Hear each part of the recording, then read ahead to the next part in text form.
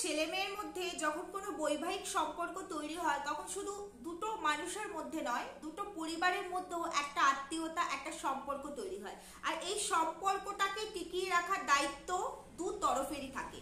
আজকে রন আর প্রীতি যে সিচুয়েশনে দাঁড়িয়ে আছে, ওদের সম্পর্কটা, ওদের এত বছরের রিলেশন, শুধু রিলেশন নয়, ওদের জুটিটা প্রচন্ড ভালো লাগতো। আমার মনে হয় সোশ্যাল মিডিয়ায় এমন কোনো মানুষ নেই যারা কিনা ওদের এই জুটিটাকে ভালোবাসতো না।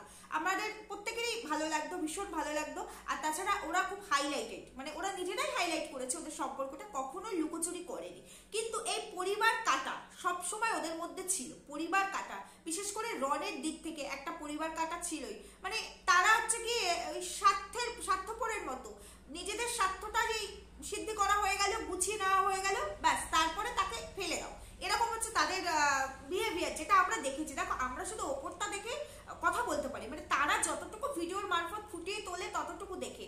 আমরা কারো পার্সোনাল ডেটা ইনফরমেশন জানলেও এখানে রিভিল করতে পারি না, এটা আমাদের অডাসিটির মধ্যে পড়ে না প্রথমত, দ্বিতীয়ত সেটা পসিবলও না, কারণ পার্সোনালি আমরা কেউ কাউকে চিনি না। কিন্তু তারপরেও আমাদের কিছু কিছু ওয়ে থাকে, কিছু কিছু জায়গা থাকে, সেখান থেকে আমরা অনেক রকম ইনফরমেশন পাই, সেগুলোকে আমরা নিজেদের মতো করে তোমাদের সামনে তুলে ধরার চেষ্টা করি আমাদের বিচার বিবেচনা দিয়ে। তো বুঝতেই পারছো আজকে আমি রন আর প্রীতিকে নিয়ে কথা বলতে এসেছি। 5 দিন আগে আমি একটা ভিডিও করেছিলাম রন আর প্রীতির রিলেশনটা নিয়ে, যে ওদের সম্পর্কটা কেন ভেঙে গেল, আমি আমার ওপিনিয়নটা তুলে ধরেছিলাম এবং তোমরা অনেকেই সেখানে এগ্রি করেছো। অনেকেই, মানে ম্যাক্সিমাম 98% মানুষ সেখানে এগ্রি করেছো, যে কটা কমেন্ট এসছে, দু একজন ডিসএগ্রি করেছো।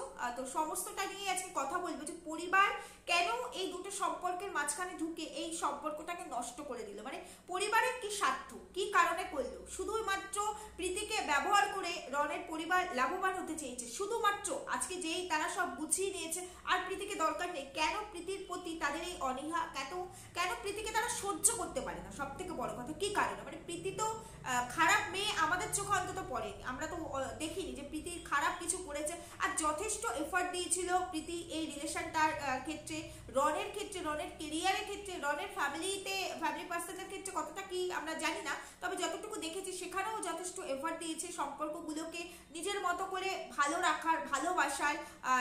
যখন রনের সাথে প্রীতির সম্পর্ক হয় তখন কিন্তু রনের কিচ্ছু ছিল না, শূন্য। প্রীতি কিন্তু তখন একটা ভাইরাল ফেস, প্রীতি কিন্তু তখন যথেষ্ট স্টাবলিশড। তো সেই পরিস্থিতিতে রনের এমন নয় যে রনের অনেক কিছু দেখে প্রীতি রনকে ভালোবেসেছে, না, রনকে শূন্য থেকে প্রীতি ভালোবেসেছে। ভালোবাসা তো আর জাতপাত, টাকা পয়সা, মানে সৌন্দর্য দেখে হয় না, ভালোবাসা হৃদয় থেকে হয়। তো ভালোবেসেছে এবং ভালোবেসে রনের কেরিয়ার তৈরি করা থেকে আমরা দেখেছি এখনো পর্যন্ত রন সেইভাবে সাকসেসফুলি কিছুই করতে পারেনি এই প্রীতির দৌলতে। সোশ্যাল মিডিয়া ছাড়া রনের কিন্তু সেরকম কিছুই নেই। মাঝখানে ওই ফ্লিপকার্টে কিছু কুরিয়ার করার বিষয়টা করেছিল, কিন্তু জাস্ট মানে 2-3 মাস বোধহয়, সেটাও গুটিয়ে গেছে। রনের কিন্তু এক্সট্রা বলে কেরিয়ার কিছু নেই, কেরিয়ারটা চলছে প্রীতির দৌলতে, কারণ প্রীতির কারণেই রন আজকে ভাইরাল। তা না হলে এই মার্কেটে একা একা ভাইরাল হওয়াটা পসিবল নয় এখনকার স্টেজে দাঁড়িয়ে। তো সেই জায়গায় বাড়িঘরও সেরকম ছিল না, প্রীতির কারণেই কিন্তু রনের বাড়িঘর, মানে এখানে তো স্পষ্টভাবে বোঝাই যায় যে প্রীতি অনেকটাই এখানে শুধু মানে মেন্টালি বা ফিজিক্যালি নয়, ফিনান্সিয়ালি সাপোর্টও করেছে তার বাড়ি ঘর, রনের গাড়ি, সবটাতে। কারণ প্রীতি কিন্তু চাইলেই প্রীতির নিজের যে বাপের বাড়িটা, গ্রামের বাড়িটা, সেইটাকে ও সুন্দর করে করতে পারতো, তৈরি করতে পারতো। প্রীতি কিন্তু কোনোদিনও সেই দিকে তাকায়নি। প্রীতি তার যাকে ভালোবেসেছে, যাকে হাজবেন্ড বলে মেনেছে, তার কেরিয়ার, তার ফ্যামিলি, তাদেরকে ভালো রাখার চেষ্টা করেছে। একজন আদর্শ বউ হিসাবে যা যা করা উচিত ও কিন্তু সেটা করার চেষ্টা করেছে। কিন্তু রনের পরিবার কেন, কি কারণে, মানে তারা এতটা স্বার্থপর কেন, সমস্তটা নিয়ে আজকে আমার ভিডিও। চলো ভিডিও শুরু করবো, তার আগে একটু ইন্ট্রো দিয়ে নিই। Hello my lovely viewers, welcome back to my channel Dimpy lifestyle. বন্ধুরা আমার সাথে থেকো, পাশে থেকো, চ্যানেলটিকে সাবস্ক্রাইব করে লাইক কমেন্ট শেয়ার করো। আমি যখন 5 দিন আগে একটা ভিডিও করি তখন আমাকে একটি বোন আমায় কমেন্ট করেছিল যে দিদি কোনো রকম মানে ফেক কিছু ছড়িও না, আমি পার্সোনালি ওদেরকে চিনি এবং ওরা নিজেদের কেরিয়ারে ফোকাস করছে। কেরিয়ারে ফোকাস করাটা ভীষণ ইম্পর্টেন্ট। অ্যাট ফার্স্ট আমার পায়ের নিচে জমিটাকে শক্ত করতে হবে, তবে আমি যে কোনো পরিস্থিতিতে নিজে ফাইট করে বেরিয়ে আসতে পারবো। আমার যদি পায়ের নিচের ভিতটা নড়বড়ে থাকে, আমাকে যে কোনো মানুষ নাড়িয়ে চালিয়ে দিয়ে যেতে পারবে, আমার কিচ্ছু করার থাকবে না। কিন্তু কেরিয়ারে ফোকাস করছি মানে এই নয় আমরা দুজনের কেরিয়ারটাকে সবার আগে বেছে নিয়েছি যে আমরা এবার আমাদের কেরিয়ারটা একটু ফোকাস করে সেটাকে একটা ব্রাইট জায়গায় নিয়ে গিয়ে তারপরে আমরা আমাদের লাইফটাকে সেটেল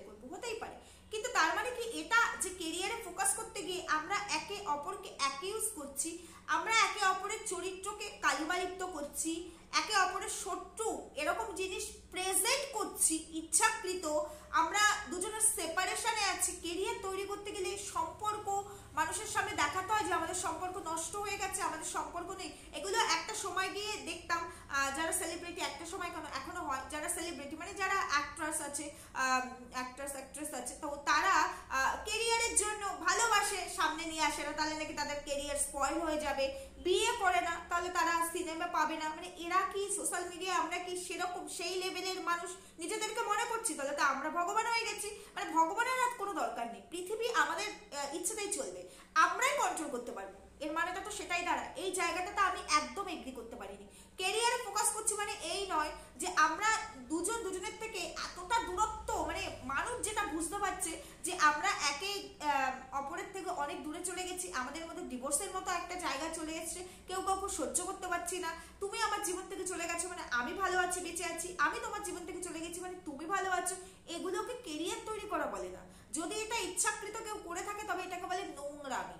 মানে না পেয়ে পাইছি ধরনের একটা কথা বলে না, যে আমি কোনোদিনও দেখিনি, আজকে দেখেছি মানে আমি নিজেদের যে কি মনে করছি, তো সেই টাকার লোভে আমি যা খুশি তাই করতে পারি। এক হচ্ছে এই একটা মানে হতে পারে, আর তা না হলে আমি নিজেদের অনেক বড় মনে করছি, নিজেদেরকে আর কি এত বড়ই মনে করছি যে এইখানে যত ভিউয়ার্সরা আছে মানে পাবলিক, যাদের টাকায় আজকে আমি এই বড় হয়েছি, আমার এই ভাবনা চিন্তাটা এসছে, মানে আমাদের সেই পাবলিকগুলোকে আমি মেন্টাল মনে করছি। আমরা এই দুটোই মানে দাঁড়ায়। কেরিয়ার তৈরি মানে এই নয় যে আমাদের সম্পর্ক নষ্ট হয়ে যাবে। অনেক আচ্ছা আচ্ছা মানুষ আছে, অনেক আচ্ছা আচ্ছা পজিশনে। সোশ্যাল মিডিয়া একটা এমন জায়গা যেখানে সময় ইনভেস্ট করে তুমি কিছু করতে পারো, এটা ঠিক আছে, কিন্তু সোশ্যাল মিডিয়া সবার কিন্তু কেরিয়ার হয় না। ম্যাক্সিমাম মানুষ তাদের এডুকেশন দিয়ে নিজেদের লাইফে একটা অন্যরকম কেরিয়ার চায়, ভদ্র সভ্য কেরিয়ার, যেখানে আমাকে নিয়ে চর্চা হবে না, আমাকে নিয়ে কালচার হবে না, আমার একটা ট্যালেন্ট থাকলো, একটা অন্যরকম ট্যালেন্ট, যেখানে আমার একটা রেসপেক্ট থাকলো সেই রকম। কিন্তু আবার অনেকে সোশ্যাল মিডিয়াতে কাজ করে, কিন্তু কাজ করে মানে এই না যে সবাই নিজেদের ব্যক্তিত্বকে বিক্রি করে, সবাই করে না, আবার ম্যাক্সিমাম মানুষই করে। তো সেটা হচ্ছে যার যার নিজস্ব ইচ্ছে, সেখানে কারো কিছু বলার নেই। কিন্তু আমরা কেরিয়ার তৈরি করবো মানে আমাদের সম্পর্ক নষ্ট হয়ে যাবে। অনেক ছেলে মেয়ে আছে যারা ওয়েল এস্টাবলিশড, খুব ভালো জায়গায় চাকরি করে, খুব ভালো চাকরি করে, মাস গেলে এমন অনেক জব আছে, গভর্নমেন্ট জব হোক বা প্রাইভেট সেক্টর হোক, অনেক অনেক জব আছে যেখানে 4 থেকে 5 লাখ টাকা কিন্তু পার মান্থ স্যালারি হিসাবে আসে। একটা ভালো বিজনেসম্যান পার মান্থে যে টাকা ইনকাম করে, এরকম অনেক মানুষ আছে যারা কি না সার্ভিস করে সেই টাকাটা আর্ন করে, সেরকম পোস্টে তারা চাকরি করে। তারা, তাদের ফ্যামিলি নেই, তাদের বউ বাচ্চা নেই, তারা কি ওই কেরিয়ার, তারা কেরিয়ারে ফোকাস দেয় না, তারা কাজ করে না, তাদের তো 24 আওয়ার্সের কাজ, তাদের তো এরকম কাজ না ক্যামেরা অন করে কাজ নয়, তাদের মেধা দিয়ে কাজ, তাদের সারাদিন মানে ল্যাপটপ কম্পিউটারে বসে কাজ। তো তারা সেটার সাথে সাথে তাদের ফ্যামিলিকে সময় দেয় না, তাদের সংসার, সন্তান, বউ, বাবা মা তাদের নিয়ে থাকে না। এটার মানে কি? আমি এটাকে এক ফোঁটাও এগ্রি করতে পারিনি।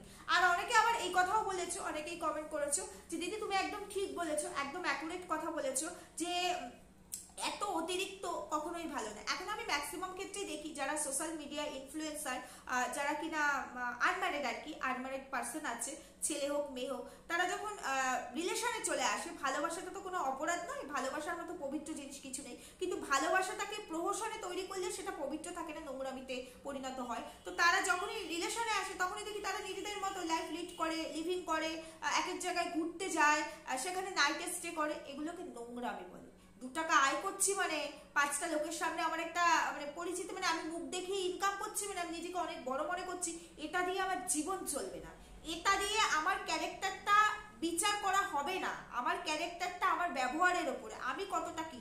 আর এই ধরনের কাজগুলো করে শুধুমাত্র আমি আমাকে খিল্লি করছি এমন নয়, আমার ফ্যামিলি পার্সনরাও আছে, তারা তো ছোট থেকে আমাদেরকে বড় করেছে। আজকে আমরা সোশ্যাল মিডিয়ায় অ্যাক্টিভ, আমাদের জেনারেশন, আমি আমার কথা বলছি, আমাদের জেনারেশনটাই বোধহয় লাস্ট জেনারেশন যাদের বাবা মায়েরা, এখন অনেক বাবা মা আছে যারা কিনা অ্যান্ড্রয়েড ফোন ইউজ করে না, কিপ্যাড ফোন ইউজ করে, যাদের ফেসবুক নেই, যারা সোশ্যাল মিডিয়ায় অনেক ম্যাক্সিমামই আছে সোশ্যাল মিডিয়ায় অ্যাক্টিভ নয়, আছে না আমাদের বাবা মায়েরা, তো তাদের ভাবনা চিন্তা অন্যরকম। সেই ভাবনা চিন্তাটাই কিন্তু আমরা আমাদের মেমোরিতে নিয়েছি যে না, ভালোবাসাটা অপরাধ নয়, কিন্তু ভালোবাসা মানে এই নয় যে লিভিং রিলেশনে চলে যাবো, কখনো নয়। বিয়ে করো, আইনত স্বামী স্ত্রী হও, তারপরে সম্পর্কে যাও।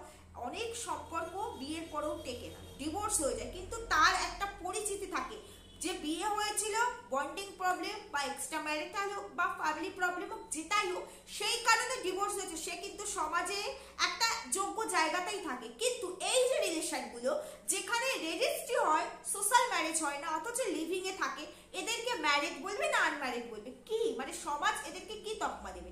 সমাজে এদের পজিশনটা ঠিক কি বুঝতে পারি না। লিগেলি হয়তো হাজবেন্ড ওয়াইফ, বাট সমাজে এদের পজিশনটা কি? এতে এদের ফ্যামিলি পার্সনদের রেপুটেশন নষ্ট হয় না?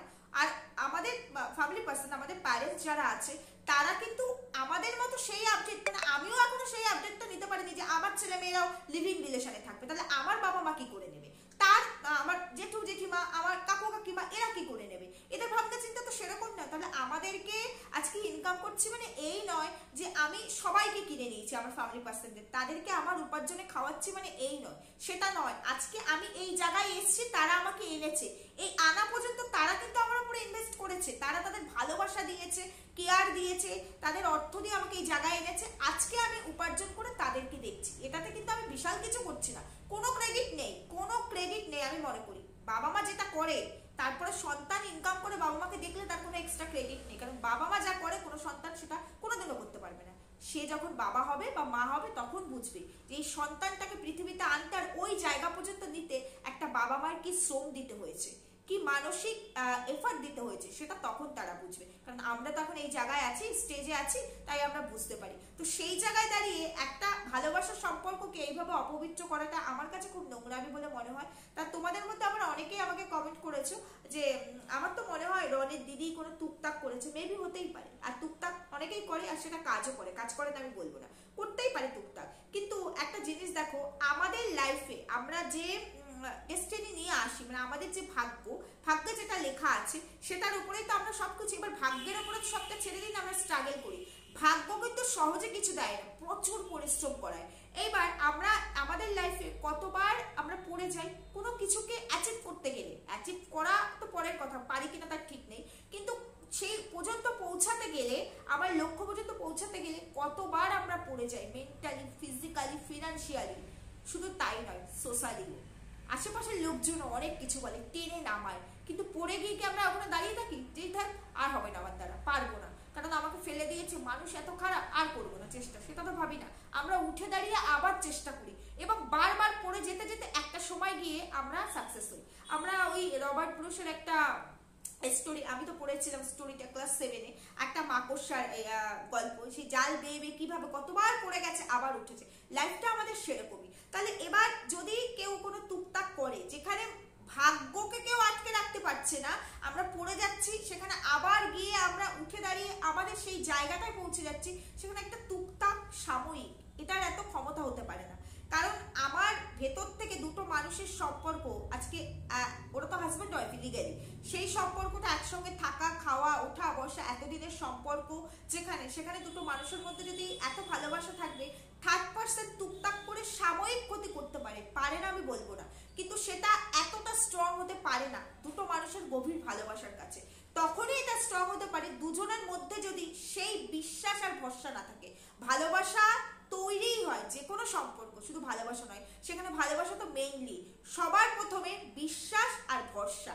এটা না থাকলে কোনো সম্পর্কই তৈরি হয় না, ভালোবাসা তো অনেক পরের কথা। এই দুটো থাকলে তবেই তুমি কাউকে টানতে পারবে তোমার কাছে, তোমার মনটা তার দিকে যাবে, তুমি যখন তাকে পুরোপুরি বিশ্বাস আর ভরসা করতে পারবে। আর যখন সেটা থাকবে না, তখনই তাদের মধ্যে এই ধরনের সম্পর্ক আসবে। দেখো হাজব্যান্ড ওয়াইফ, আজকে আমরাও সংসার করি, আমাদের মধ্যেও ঝগড়াঝাটি ঝামেলা হয়, তার মানে এই নয় যে আমরা স্বপ্নেও ভাবতে পারি না একটা রাত নিজের স্বামী ছেড়ে বা সংসার ছেড়ে অন্য কোথাও গিয়ে থাকবো। ঝগড়া হয়েছে মানে ঝগড়া হয়েছে, কথা বলবো না, ঠিক আছে, একদিন না দুদিন না, কিন্তু ঘর ছেড়েও যাবো না, তাকে ছেড়েও যাবো না। এটাই তো ভালোবাসা, এটাই তো ভালোবাসা। আবার একা একা ঠিক হয়ে যাবে, কিন্তু এটাকে কি ভালোবাসা বলে? যেখানে দুটো মানুষ এত দূরত্ব, এবং মানে থার্ড পার্সনরা, বাইরের পাবলিকরা বুঝতে পারছে তাদের মধ্যে কি হয়েছে, এবং তাদের প্রশ্ন করলে যদি তারা কেরিয়ারের সাথে এটা করে থাকবে, তাদের যখন প্রশ্ন করা হচ্ছে তারা এরকম উল্টো উল্টো উত্তর দেবে না যে এই বিষয়ে কথা বলবো না, কথা বলতে চাই না, ওর নামটা আর নিতে চাই না, এইরকম উত্তর দেবে না। তারা তখন বলবে যে আমরা সময় আসলে সব বলবো। এর আগে যতবার হয়েছে এরকম ঘটনা, ততবার কিন্তু ওরা সেটাই বলেছে, সময় আসলে তোমাদের সব জানাবো।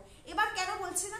এবার কেন বলছে এটা পার্সোনাল ম্যাটার, এই ম্যাটারে তোমরা কেউ ইনভলভ হবে না, তাতে তোমরা ভিডিও আমাদের দেখো বা না দেখো, এটা কেন বলছে? তার মানে এদের মধ্যে এমন কোনো ইগো প্রবলেম হয়েছে, ডেফিনেটলি এমন কোনো স্ট্রং ইগো প্রবলেম হয়েছে যার কারণে কেউ কারো দিকে ফিরে তাকাচ্ছে না, মানে কেউ কারো জায়গা থেকে একটু সরে দাঁড়াবে না। আর এই ইগো প্রবলেমটা হতো না, আমি এর আগের দিনই বলেছি, যদি এরা সোশ্যাল ম্যারেজ পার্সন হতো তাহলে ইগো প্রবলেমটা হতো না, কারণ দুজনে ইনকাম করে তো স্বাভাবিক, দুজনে সেলফ ডিপেন্ডেন্স। এবার সেলফ রেসপেক্ট এদেরকে এমন ভাবে করে করে খাচ্ছে, যেটা একটা হাজব্যান্ড ওয়াইফের মধ্যে, হাজব্যান্ড ওয়াইফও সার্ভিস করে বা বিজনেস করে, অনেক কিছু দুজনেই আর্ন করে, কিন্তু সেই সেলফ রেসপেক্টটা অনেক ক্ষেত্রে কম্প্রোমাইজ করতে হয়, করতেই হয়। এটা মানে চলে আসে অটোমেটিক্যালি, এটা চলে আসে ভেতরে যে করতে হবে সমাজের জন্য, পরিবারের জন্য, নিজেদের সম্পর্ককে বাঁচিয়ে রাখার জন্য। এই ক্ষেত্রে সেটা নয় তো, এই ক্ষেত্রে কি আছে, কি আছে, তুমি ইনকাম করছো আমিও ইনকাম করছি, আমরা তো সামাজিকভাবে স্বামী স্ত্রী নয়, কি আছে, হতেই পারে, ঠিক আছে চলে যাও, আবার নতুন কেউ আসবে। এদের সম্পর্কটা হচ্ছে এই জায়গায় দাঁড়িয়েছে। এই জন্য আমি বলি উচ্ছৃঙ্খল কোনো কিছুই ভালো নয়। আর এই যে যারা বলছো পরিবার পরিবার পরিবার, যদি আজকে ওর দিদি টুকটাক করে থাকে তাহলে নিশ্চয়ই তুমি বুঝতে পারছো, আমি বুঝতে পারছি, ওরা বুঝতে পারছে না, এটা তো নয়। তাহলে ওরাও গ্রামের দিকে থাকে, এইগুলোকে তুমি আমি যতটা বিলিভ করবো তার থেকে অনেক বেশি ওরা বিলিভ করে, যেমন আমি বিলিভ করি না, তো ওরা অনেক বেশি বিলিভ করে। তো কেউ যদি টুকটাক করে তো সেটাকে তুলে ফেলারও জায়গা আছে, সেই কাজটা কেন করছে না? তার মানে কোনো থার্ড পার্সন দ্বারা, কোনো থার্ড পার্টি দ্বারা এদের ভেতরে কিছু হয়েছে কিনা আমি অ্যাসিওর করে বলতে পারবো না, কিন্তু আমার যতদূর নিজস্ব পার্সোনাল ওপিনিয়ন, কোনো থার্ড পার্টি নয়, ওরা দুজনেই, ওদের দুজনের ইগো, ওদের দুজনের মধ্যে এমন কিছু হয়েছে যেটাতে ওদের মধ্যে এত বড় একটা দূরত্ব তৈরি হয়েছে, কোনো কেরিয়ার নয়, রিয়েলি ওদের মধ্যে একটা দূরত্ব তৈরি হয়েছে। এটা আমার মনে হয় পার্সোনাল ওপিনিয়ন। আমি ঠিক বললাম না ভুল বললাম জানিও। সুস্থ থেকো, ভালো থেকো, দেখা হবে পরবর্তী ভিডিওতে, টাটা।